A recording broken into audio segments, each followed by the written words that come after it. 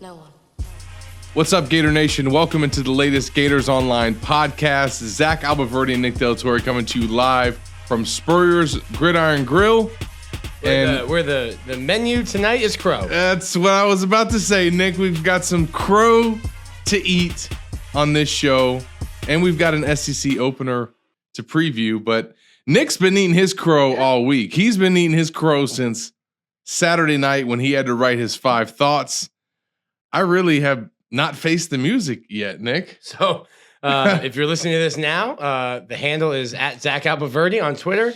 If you're on the message board, we can start a whole new thread. Zach has yet to eat his crow from our incorrect predictions last week. I've been eating crow all week. I'm full. Maybe fans have not forced me to eat my crow because instead of when they've gone to at me, they've seen all the great videos I got from Saturday night. Yeah. They gave me my first meal. So maybe they've just spared me. They directed it all towards you, Nicholas. Oh, all right, we're switching spots. I'll be down in the field this against Kentucky, and you'll be up top. But obviously, if you guys aren't catching our drift, we were both wrong with our week 1 prediction in Florida's season opener. The Gators upset, if you want to call it that now. I think definitely an upset. The number 7 team in the nation at the time, 29-26, a back and forth game, a thriller in the swamp, the 10th largest crowd in school history, and just an incredible night, Nick. I think definitely going into it, you know, we heard from the players and obviously heard from Billy leading up to that game, but players talked about that this was their opportunity to show that they are a different team. That's kind of what I wrote about in my preview. And I think they showed that on Saturday night. And, I mean, they've been saying it all offseason, and we just didn't believe them. Almost like a doubting Thomas. Like, hey, I'll believe it. I'll believe it when I see it. And we synced it now, Zach. We've seen it. Florida, despite, not having depth at defensive tackle, which we pointed out, despite not having a great wide receiver room, which we had pointed out, leaned on their running attack, was able to run at will against Utah, leaned on Anthony Richardson. I heard Superman wears Anthony Richardson pajamas, and they found success. And Florida was able to get stops in the red zone, which Billy Napier pointed out as being the difference in the game. And when I look at Florida's defense, where they struggled was covering tight ends or slot guys with Ventrell Miller and Amari Burney. And then stopping the run. But when you get down to that red area, now you've got 9 guys on the line, so it's a little harder to run up the middle, and there's less space down there. So the 2 areas where Florida struggled with or where Utah found success, those 2 things are harder to do in the red zone. So that and I still have questions about those 2 areas for Florida this year, but if you get down to the red zone, you get down to pay dirt, the 2 areas where they're weak, the smallness of the field in that area almost negates Florida's deficiencies in those 2 areas. Yes, and it's crazy. We learned a lot about this team and saw, I think, a lot of the improvement that the staff have made. We'll really kind of dig into it this first segment. In the second segment, we'll be joined by Nick Roosh from KSR to get his thoughts on this on the Kentucky Wildcats and what they're going to be bringing to the Swamp on Saturday night. And then in the final segment, Nick and I will give our predictions for the game. And if you're betting, just apparently bet whatever we say to do, bet the opposite. Yeah, I mean, it's another 1-score game potentially in the Swamp. That's what the line is looking like. And we found out a stat that I wasn't aware of, that with that win, Coach Nape is now 17-3 in 1-score games as a head coach, including 12 straight, 12 in a row. And it's even more impressive. And I think when you look at his predecessor and where he was in terms of 1-score games on his way out at Florida, had lost 8 in a row as Nick looked up. And so think about where that team was, just their psyche and what that had done, losing so many 1-score games and just kind of having a losing streak like that. And to now, with a new staff, a new regime, come out in their first game and knock off a top 10 team and actually pull it out in a 1-score game. I mean, that was, I think, impressive, Nick, and does a lot to, I think, their confidence. It kind of gives them that boost. But so much that we learned in terms of, where this team's strengths are. And obviously, everybody was ready to see the debut of Anthony Richardson in this new offense and making his first career start, Nick. And I think he exceeded expectations in some ways with the way that he played. Yeah, I mean, it's I think the people, Gator fans and the people close to the program knew what the potential was, even if Billy Napier was trying to hamper the expectations a little bit. And it's, he's completed 38 career passes, and the greats at Florida complete that in a game. I don't know that he'll ever throw 38 pass attempts in a game. Yeah. But he's going to run the football whenever he wants. We saw him slide. So shout out to Kevin O'Sullivan and Chuck Geralman for teaching Anthony Richardson how to slide like a real baseball player. Nice slide. It's gonna be paramount to keep him healthy. But when Anthony Richardson is healthy and on the field, he gives the Gators a chance every single Saturday. And I think we saw that. Yeah. And look, you knew the skill set, I think, coming into it, but to see it on display, we saw how he had improved his throwing motion, but just that big play potential that he possesses and how really he can make the unannounced plays. And, when things break down, when the pocket collapses, the way that he was able to, and credit to the offensive line, because they had a phenomenal game, obviously, definitely in run blocking. And for the most part, they gave him time to throw and kept a pretty clean pocket. He only had 4 quarterback hurries in the game, but when he had to hurry, he was incredible. And I think probably one of the most important plays is that 4th down that he converted on the game-winning drive. He drops back on a passing play and has pressure coming from both sides and finds a way to evade it, bounce outside, and keep that drive alive. And a lot that happened right for Florida in order for them to get to the end zone. I mean, Trevor Etienne falling on top of that fumble, leading up to them getting into the red zone. And then obviously Anthony finishes it off with his 3rd touchdown of the night, Nick, but it wasn't over. Utah answered right back in what was really a back and forth second half and fourth quarter. Ventrell Miller drops, what would have been a game clinching pick, but allowed Amari Burney to get a little bit of trash talk to his teammate and set up what ended up being probably one of the most epic finishes in Swamp history. And I think with the way the crowd was, with obviously the game and how incredible Anthony's performance was, he obviously had the Heisman moment on the 2-point play.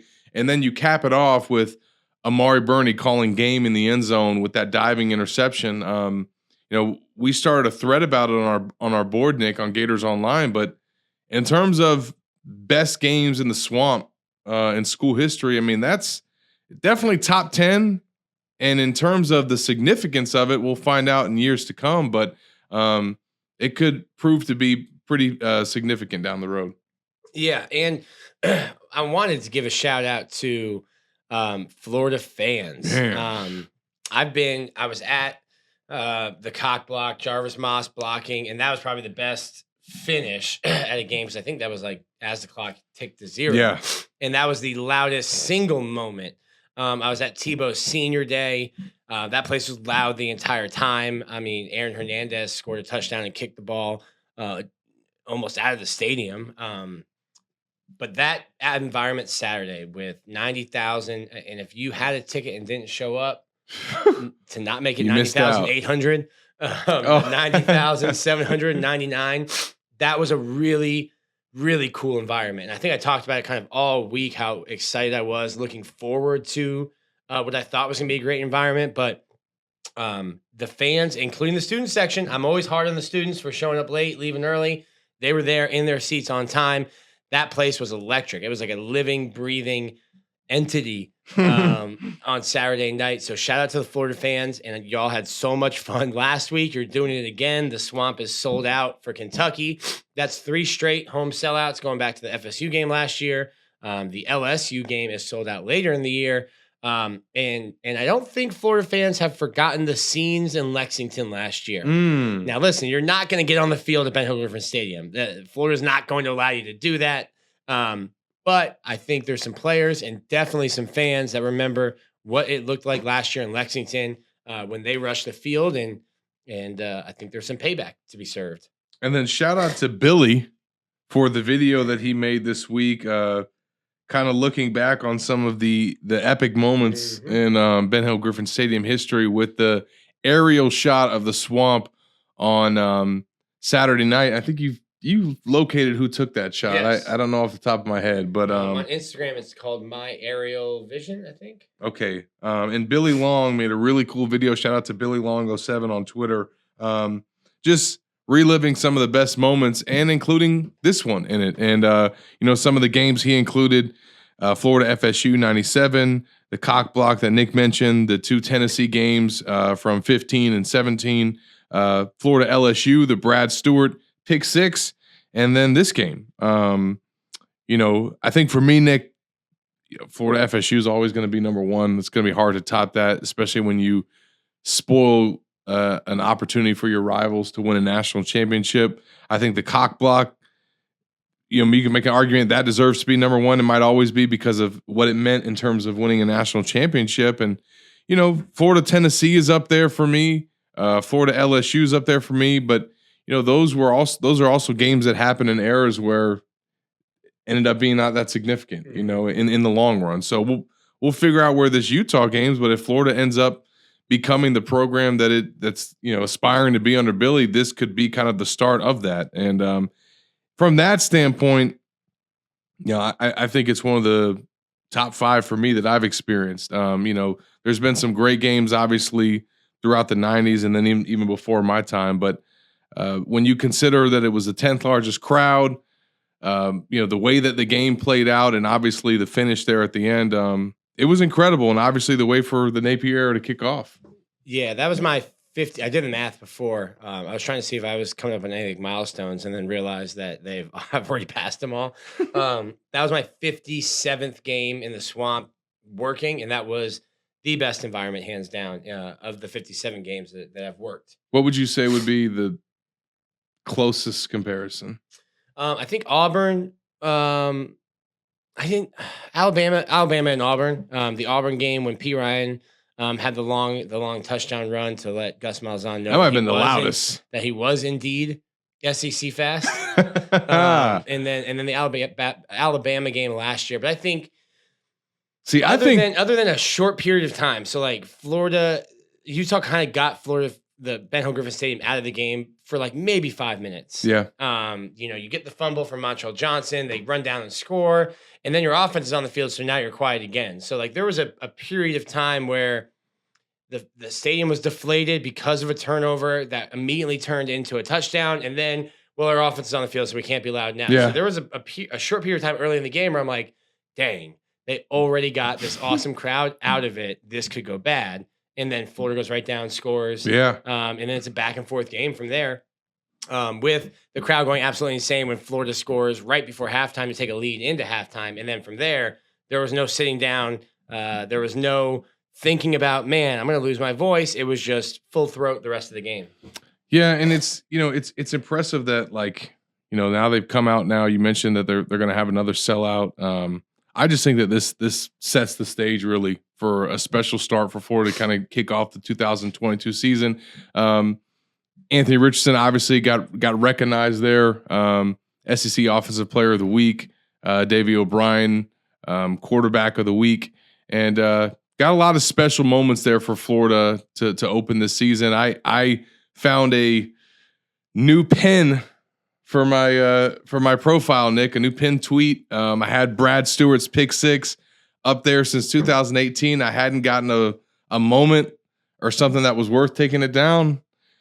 And another number 2 making a game clinching interception finally knocked it off. Illuminati with number 2s.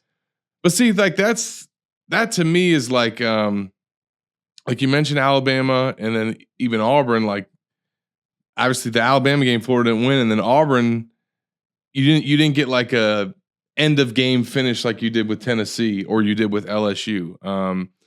It was interesting, with this you check so many boxes. And I thought, obviously I put that Bernie interception as my new pinned tweet and keep it there for until something better happens that I get video of. But I thought like, hey, that might be the video that gets the most views from that game. And then I also got video of Richardson's 2-point pump fake play. Pirouette. And I thought, okay, that might be the video that gets the most views from this game. Tom Petty, baby. Because ESPN shared it. It like was all over their socials. The 2-point play. I'm like, this thing is gonna go crazy. I think it ended up doing like 300,000 or something. But man, I got my first million on a video, and it was the "Won't Back Down" rendition. 5 years later, Nick, still moving the needle. And I think just being able to capture that for the first time since obviously last year, and seeing it for 90,799 people singing that thing. It did numbers on Twitter. Shout out to SEC Network for sharing it. Got me over the hump. And I think it speaks to kind of the atmosphere that we got to see Saturday night. Yeah, it was really special. Don't know if they'll top it, but listen, now it's not just some school from Utah showing up. You've got a rivalry game, and it's so funny. I keep calling it a rivalry game. It is a rivalry game. Because it wasn't. Yeah. Mark Stoops has beat Florida more times than the 6 coaches ahead of him did in the previous 37 years. And he's done in the last 4. So now there's some actual bad feelings going into this game. Well, and then like you mentioned, they rushed the field on those boys. So there's extra motivation going into this. Those guys aren't going to say it at the podium, but we're going to jump to this first break. We'll come back on the other side and learn some more about the Kentucky Wildcats right here from Spurs Gridiron Grill. Hi, Steve Spurrier here. You know, making a reservation at my restaurant is easier than a Saturday afternoon homecoming game against Vandy. You don't have to call or email. Just go to spurriers.com, hit the reservation button, pick a date, number of guests, and a time. It's so simple, I can do it. In fact, I just did. Maybe I'll see you tonight.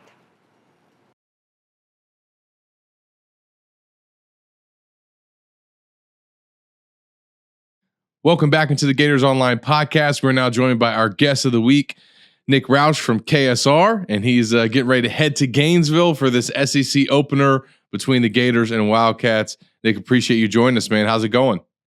Happy to be chatting with y'all this week. It's an exciting start to the season, opening up SEC play with a top 25 matchup, and I just hope this trip to Gainesville is as good as the last one I made. So.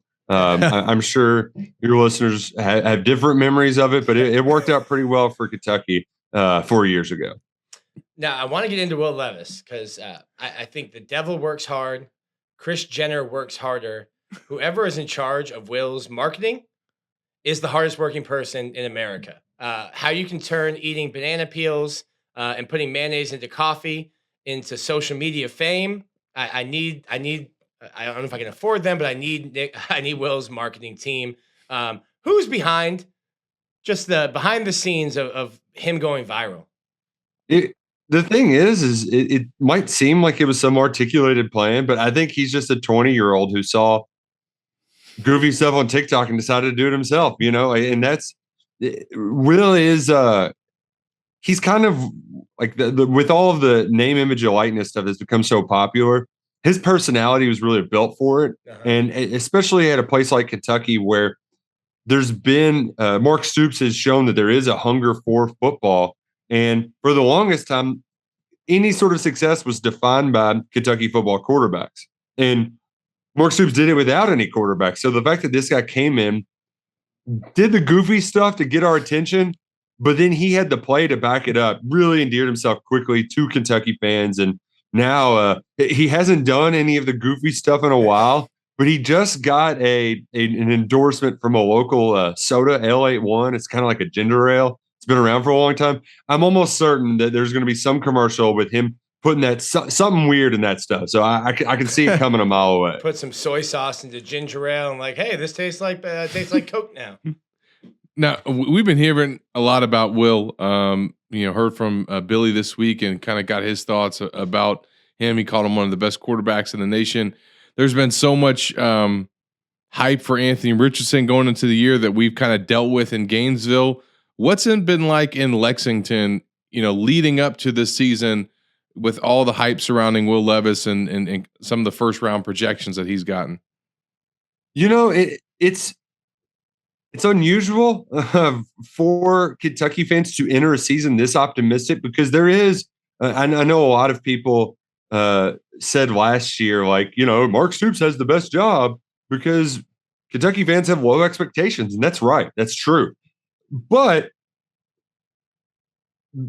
there's a window, right? You only have so long to be able to capitalize on the success. And while there is a sentiment like, you know, Big Blue Nation gonna be pretty happy with 8 or 9 wins every few years, but you only have a guy like Will Levis so often, and you can only beat you can only beat a team like Georgia with a guy like him at quarterback. So the expectations have risen, and there's really when we look back, we're realistic. We know that getting those 10-win seasons, 2 in the last 4 years, it's 2 of the 4 in program history.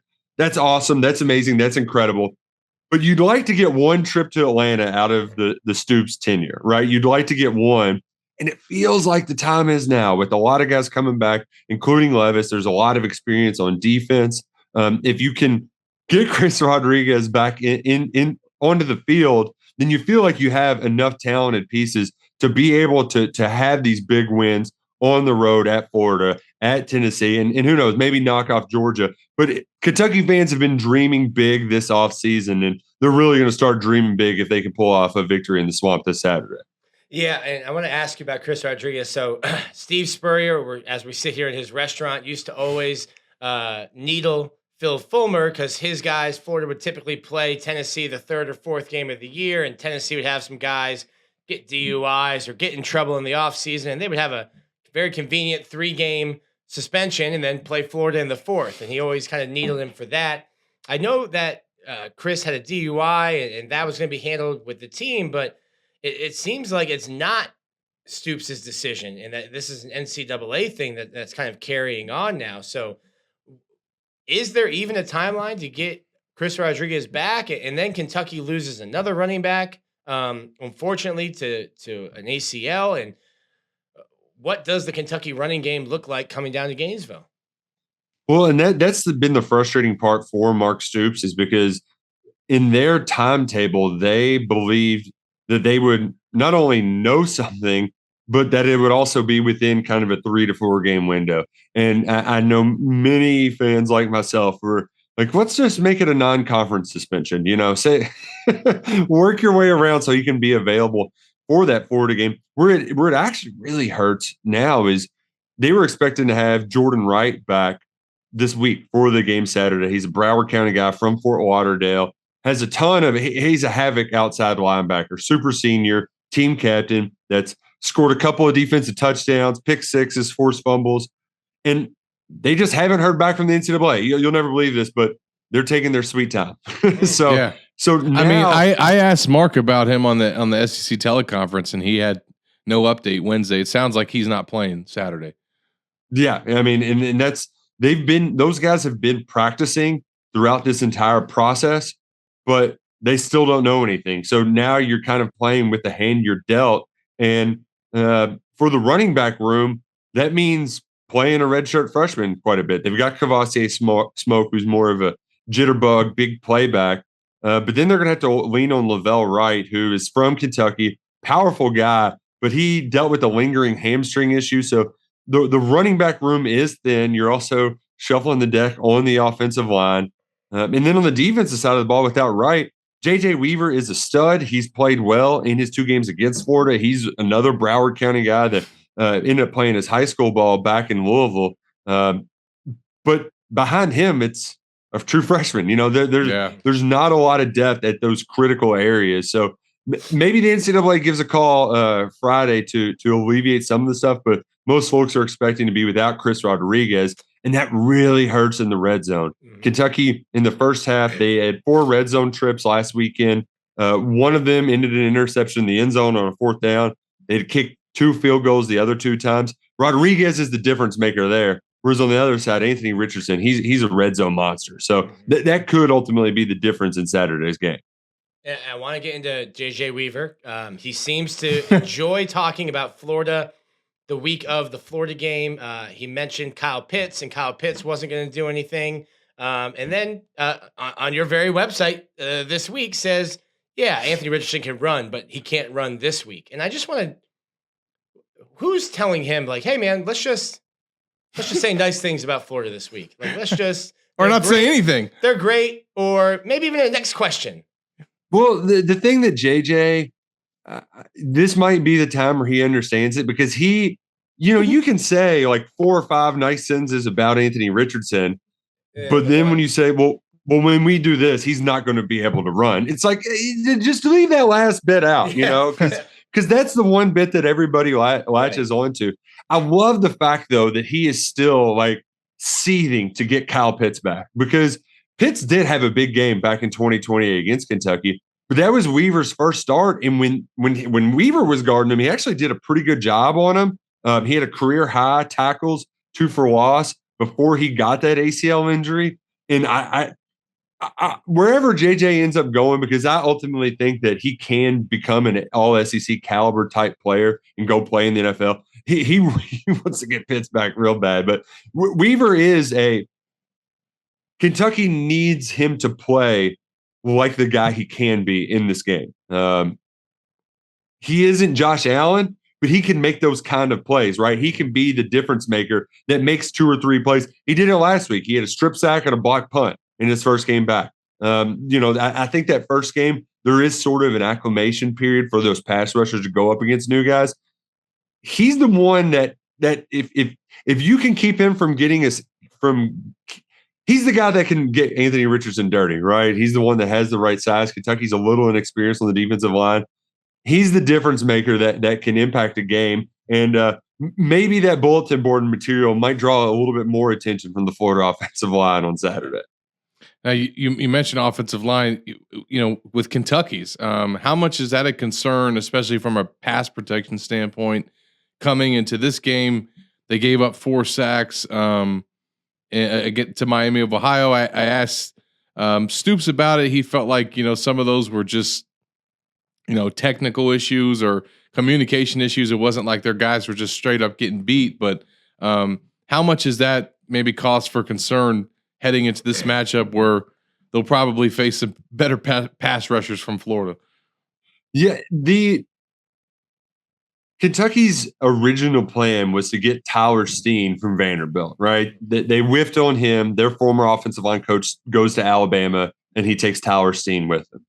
The second option was hoping that one of the young guys would come along, either DeAndre Buford or David Wallaball.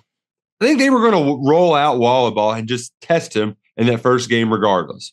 Well, he didn't pass the test. Kentucky also, they didn't do a lot to help him. I think they really just like, all right, let's show us what you got. Now with Kenneth Horsey, he's been a 3-year starter for Kentucky, albeit at guard. He's got 1 game under his belt at against Iowa in the Citrus Bowl. And after giving up a couple early pressures, he really settled in and played fine. I think this week, if some of those were just bad calls, whether it's Will Levis calling a guy to go the wrong way, but other parts, Rich Scangarello, I think, is going to do more to help. What Kentucky has to do, though, to protect Will Levis is actually run the ball effectively early on. In that second half or against Miami, there was a couple of play actions where just a guy was coming free. He's supposed to bite on the play action, but they knew they didn't have to respect the run. Right. A huge key for Kentucky is to pop a few runs early to make that play action effective, because it's such a big part of their offense. Yeah, they just had 50 yards rushing in that first game, which is it's the worst rushing performance since 2015 before their ball run started. It was shocking. Now, granted, they've recruited to be a different team, right? Like they got more receivers, they've got Will Levis. They're going to throw it more, but to only post 50 yards, that was shocking.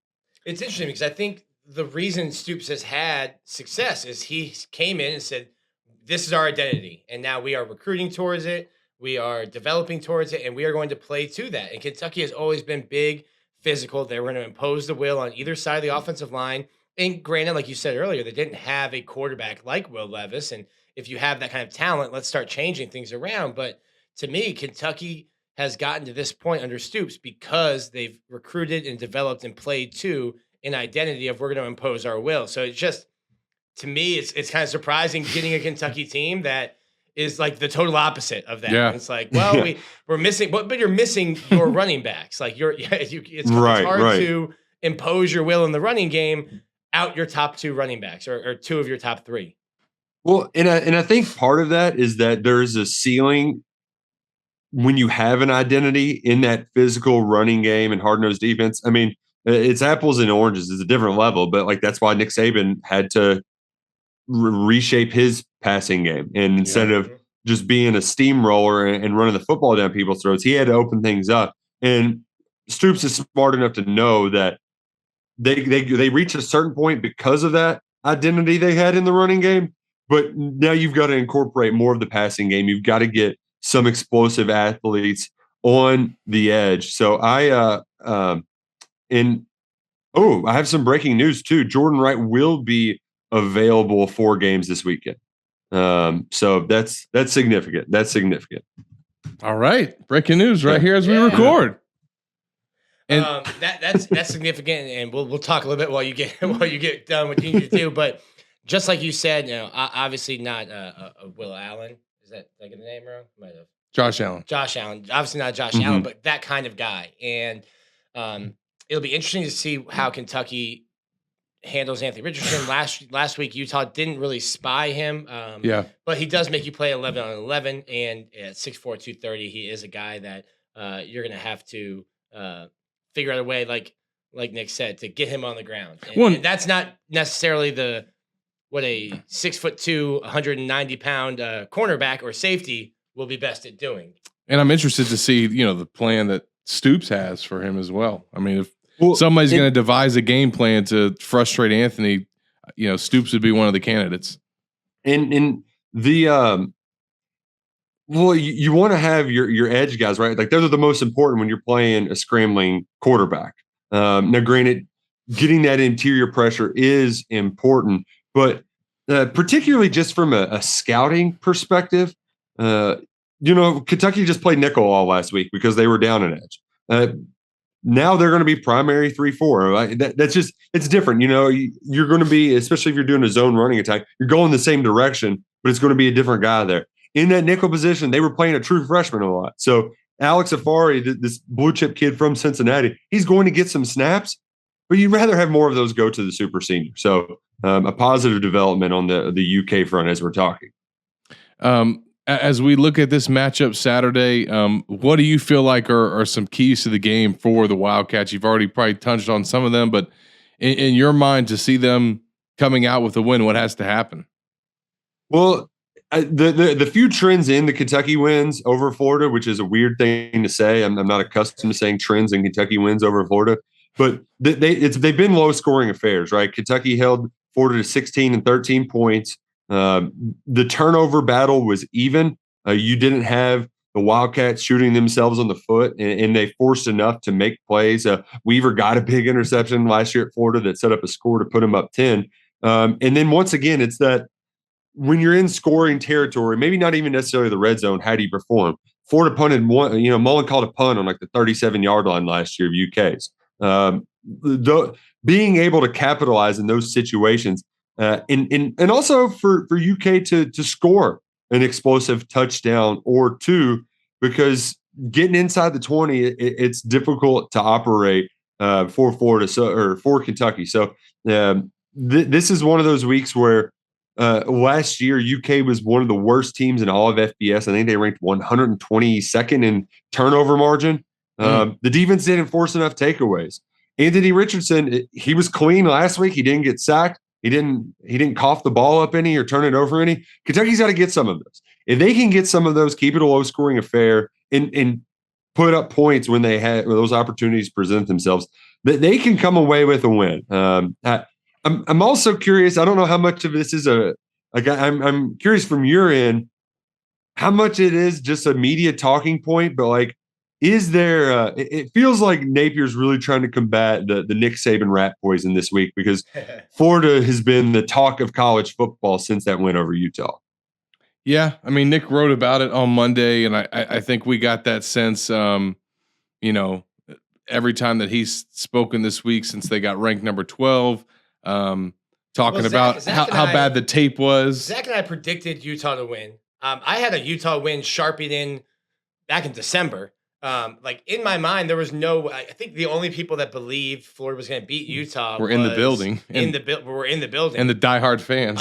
And then they go out and they beat them, and it was such an electric environment. And Anthony Richardson kind of showed what we already knew that he could be. So now everyone's patting them on the back. And in his introduction, he came in and was like, "That's sloppy. We were lucky to win." We were like, "Listen, you should be celebrating this because you weren't supposed to beat this team." But in his mind, yeah, we were supposed to beat this team. So he didn't go full Nick Saban rat poison, but he did make it pretty clear that, hey, we're all not celebrating this the way that you guys are. And if I'm him, and I know this might not be a typical play out of the Coach Nate playbook, but because of all that patting on the back and the ranking and all the momentum, like I'd be drilling Kentucky rushing the field last year to his team. I'd be having that video playing everywhere in the facility. Any type of motivational tactic that you can get from that. How much do you feel like last year's game factors into this one in terms of how it affects Kentucky's psyche going into this game and Florida's, or if none? Well, first and foremost, I think just the series in general, the nature of the tight games is, even though the scoreboard, it was a huge blowout in 20, it was a game going into halftime before Tony got a punt return touchdown. So I think first and foremost, as much as it's probably there's some sort of physical natural block in the subconscious of Kentucky fans that like, it's in Florida, Steve Spurrier runs up the score. They're confident they can win, right? Like there's no sort of, they are showing up to Gainesville expecting to win the football game. I think that plays a role. The only way I think last year's game does play a difference is actually for the most important player on the field for Kentucky, and that's Will Levis. He was terrible last year. I remember talking to Liam Cohen after the game, who's now offensive coordinator at the Rams, and he was trying to like not be pissed off because the offense was Grantham. For as much as you want to say about him, he actually did put the Cats in a puzzle last year. That was Levis's worst game. So I do think that with that game, with all the offseason hype, like Levis knows this is his time to really show that he is the player that everybody thinks he can be. So if anybody, I think this might give some added fuel to Kentucky's best player. And then how do you see who gets drafted first in 23, Levis or Richardson? Man, if you would have asked me this in the summer, I would not have batted an eye on Will Levis.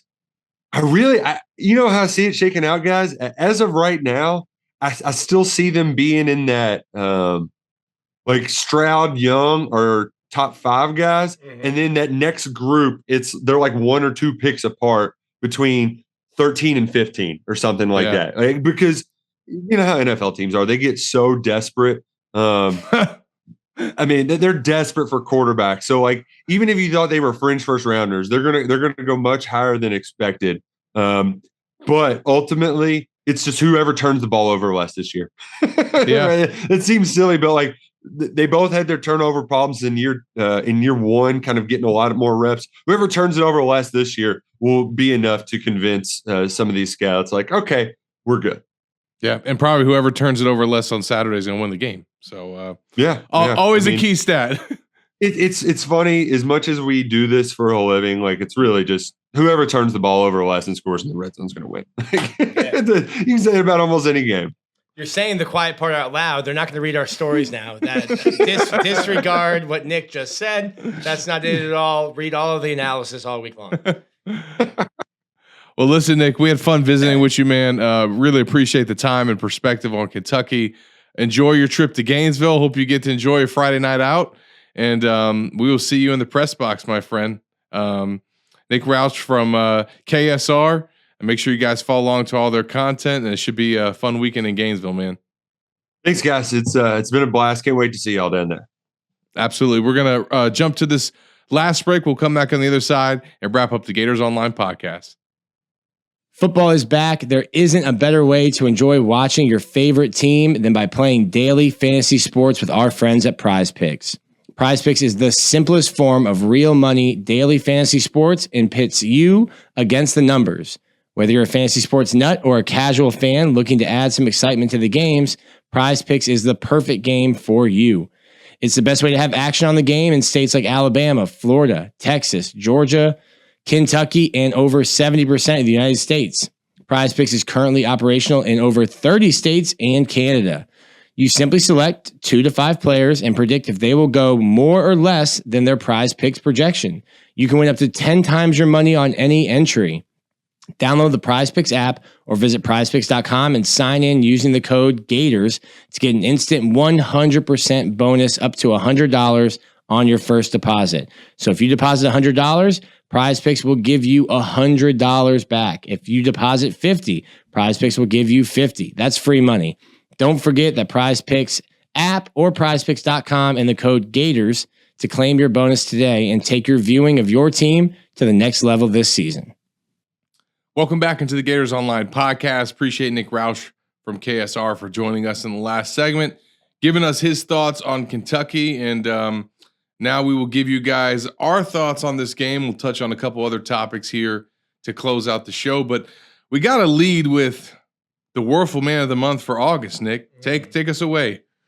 All right, you ready for this? For the brand, for the brand. The 6th Werfel Man of the Month hails from Emu Plains, Australia. He has a tremendous mustache after rocking a tremendous mullet last year. The one, the only, Jeremy Crawshaw, Werfel Man of the Month. And I thought it was interesting. The last time we talked to Crawshaw was Monday prior to Utah, and he's on the leadership committee. Not normally a spot you would think the punter would be. But Jeremy's got a really cool story. He was 18 years old, and as far as I know, in Australia, it's kind of different where you don't necessarily go to college. Just, pick up a trade. You go to a trade school. He decided, hey, I don't want to work at what he would call Mackey's, McDonald's for us here in America, and got an opportunity to go to Pro Kick Australia, which means he was leaving his parents at 17 years old. Crazy. Goes to Pro Kick Australia, and he's working a regular job to help pay for things. While he's there, Dan Mullen gets a call. And the interesting thing is, all the kids at Pro Kick Australia know this, but the call from America comes at like 3 a.m. your time. And Dan just offered him a scholarship. So he came to Florida, and he's on a full ride here, hoping to make it to the NFL. But it shows today that he's on the leadership team, the leadership committee, and then shows today being named the Werfel Man of the Month, that he's made the right decision. Yeah. And Aussie. Model citizen, Nick. Yeah. Well, you got to be. You don't want to get deported. Yeah. Well, and obviously giving the punters a good name. Yeah. Punters are people too. Punters are leaders too. And this is for the brand. A win for the good guys. A win for the movement. And his second time being recognized this week, as he was also named and recognized by the team as one of 3 game changers of the week. And we also got some another category on this, Nick. Job takers of the week. Explain that. Okay, so the typically, the team will recognize the offensive players of the week, defensive players of the week, and then game the game changers. It was interesting that Florida recognized guys called job takers, and a lot of fans, definitely a casual fan, would not recognize the names on the list. But the name of the award, the job takers of the week, definitely raised an eyebrow or two. And Billy Napier explained that to us as these are guys who are on the scout team. They call them the look team. And they go through every day in practice, replicating whoever the opponent is that week. And they're going through their plays, and they're wearing the jerseys of Will Levis or the jerseys of Cavassier Smoke. Yeah. And trying to give the guys who will play a good and accurate look and get them ready for Saturday. So these are guys that you might not see on Saturday, or if you do, you see sparingly. But Billy Napier wants to give them the same kind of recognition for getting the team prepared on Saturday. And he calls it job takers because these guys don't necessarily have jobs, or they're not on the game plan, but they're doing already what they need to in practice to earn somebody's job, Yes. to earn playing time. So he calls them job takers because they don't have one yet, but they might if one of these guys that has a job is slipping. Yeah, and 4 guys recognized from each side of the ball. Nick wrote about it at Gators Online. We mentioned the game changers. Crawshaw was one of them, and then on offense, really no surprises there. Anthony Richardson, Osiris Torrance, Ricky Pearsall. We can get into him a little bit. One thing I thought that was interesting. No surprise with Amari Burney and Ventrell Miller being named 2 of the defensive players of the week by their own team and staff. Ventrell Miller looked great on Saturday. Made some impressive plays to stop some drives. Thought it was interesting, though, that Brenton Cox Jr. named SEC Defensive Lineman of the Week by the league and not named one of the top 3 defensive players of the week by his own team. Not only that, somebody at his position got recognized as one of the players of the week. Antoine Powell, Ryland Jr. He's added that, to his last name, and eventually got to get the story on that. But because he came in as Antoine Powell, but he got recognized by the staff as one of the top 3 players of the week on defense. He was on there for some key moments. There were times when both he and Cox were on the field at the same time, but I think that's one thing that going into this matchup and just going forward, Nick kind of alluded to it in the first segment, but that is one area that has to continue to get better, is them being able to up the snap count of their rotational players in the front 7, because some guys were just gassed at the end of the first game. Dexter played a ton of snaps. Cox played a ton of snaps. He was so tired, he couldn't even celebrate on the last play of the game where Bernie's pick. Everybody else is going crazy, run on the sidelines. He's struggling to get off the field. So there's got to get some more depth developed there, and to see Powell, doing well with his opportunities and getting reps, that was encouraging. But a lot of guys on the defensive line, I think they need to continue to up that snap count. Probably got more out of some guys than maybe we expected. Shout out to Des Watson, 28 snaps in the game. Yeah. And he was in there on some key moments. I mean, what was interesting is that 4th and goal stand. Go back and look at the replay. The majority of the players in the game are rotational players, guys. freshman guys. I mean, I think Ventrell Miller and Trey Dean were one of the few, or 2 of the few starters on the field in that scenario. They had a ton of young guys in there, and they made a play on that 4th. If you watch that play, I'll have a story up tonight while you're listening to this.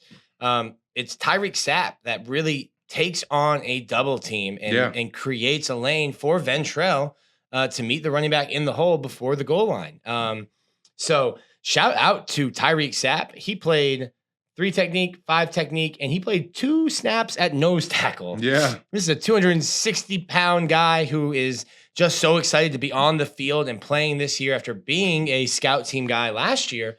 Coach Chaos says, "Hey, big boy, we need you at nose tackle." That's not my position, coach, but I got you. I'm in there. No problem. You know what was interesting, too? There were times on obvious passing downs where they had 4 defensive ends on the defensive line.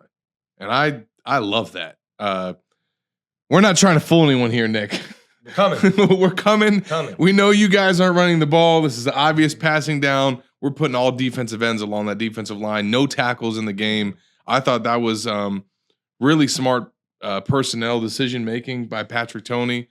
We got to see his debut as defensive coordinator. So, and I think one key aspect coming out of this game, and we heard kind of Billy address the team afterwards on a great video from Doug. Yeah.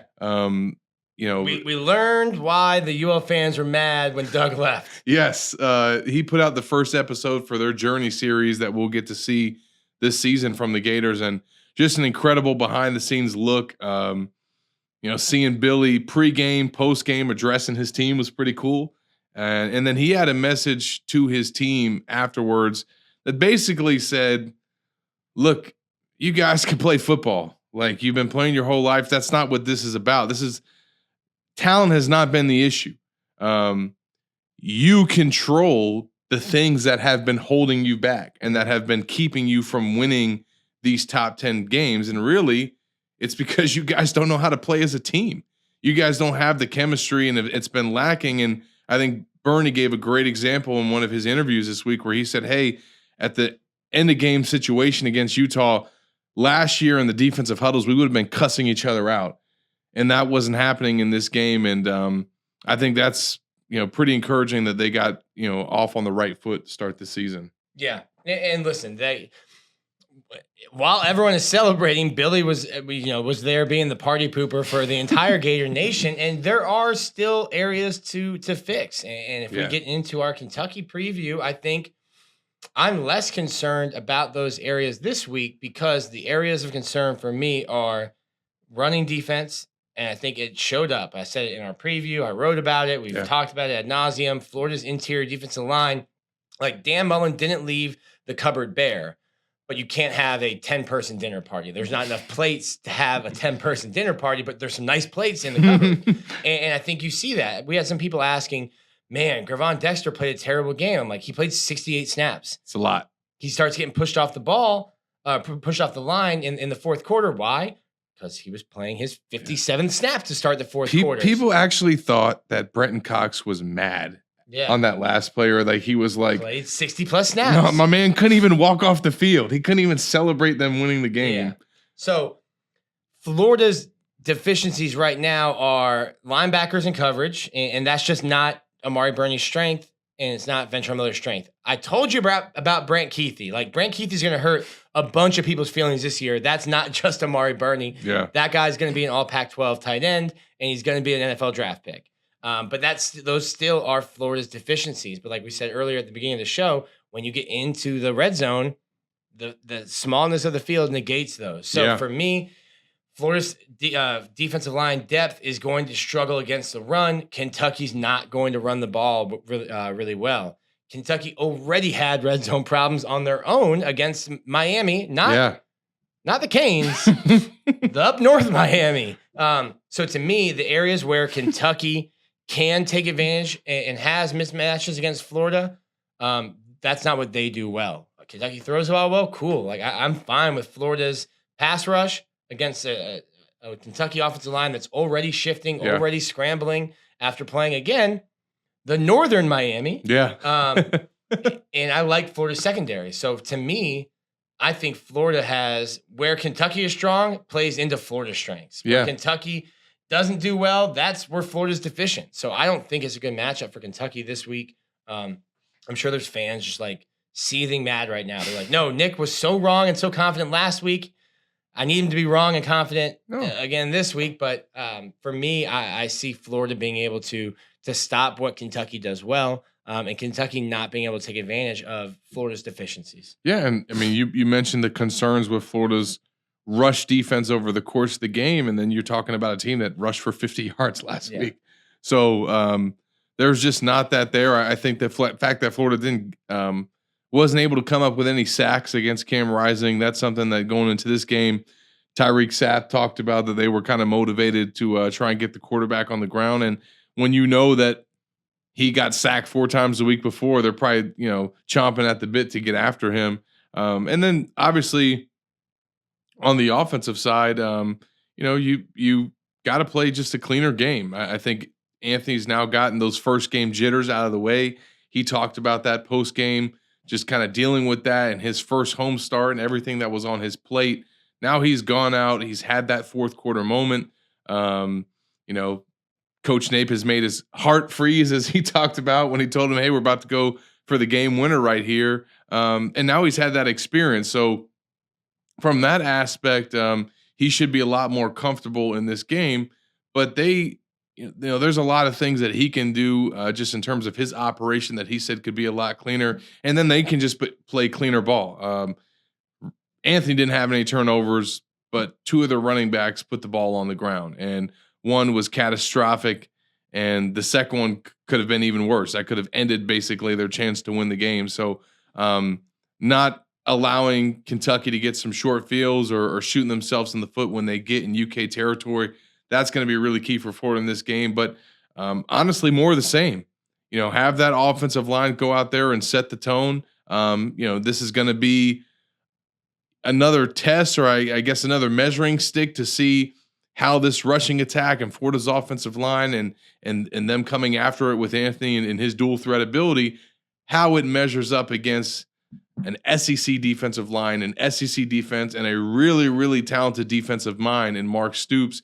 You know, he's now had a game to prepare for Anthony Richardson and see what Florida put on tape, see some of the things that they're trying to do schematically. So even though some things are working against Kentucky, despite them getting back Jordan Wright, there are some things that Florida has to get right in this game if they're going to come out with the W. But as we get into our predictions, Nick, hard for me to pick against the Gators this week. I had them winning going into the season, and after the way that they played in week 1 and after the showing from Kentucky, I'm definitely even more confident in going with Florida. Yeah, it's going to be a sweep for us this week. I'm also going to pick Florida. I remember saying, because before Dan Mullen came in and killed the streak and killed any kind of momentum Florida had against Kentucky, I always said, because Kentucky was a hot pick every year, and people were, hey, this is the year the streak ends. Yeah. And they were always wrong. And I kept saying, I will be a year late to picking Kentucky. Like, I'm not picking Kentucky until they do it. They've done it now twice in the last 4 years on this field that they'll play on Saturday 4 years ago, and then last year in Lexington. I just think and in 2014, depending on some Kentucky fans that you talk to. Yeah. So I think it's just Florida is going to be able to run the ball against Kentucky. I go back to it. Florida's going to have a chance anytime 15 is on the field. I think Florida, like I said before, Kentucky's not going to be able to take advantage of where Florida can be taken advantage of. So for me, it's Florida this week. Ricky Pearsall tells me he's going to get in the end zone. He 0 for 1. All 4 of his catches. So he led the Gators in receiving yards, not receptions, but in receiving yards. All 4 of his catches went for a first down. Reminds me of Carl Moore, who was a first down machine. I think Carl Moore, for his career, might be like 75% of his catches went for a first down. Guy just moved the sticks. He was from Cali.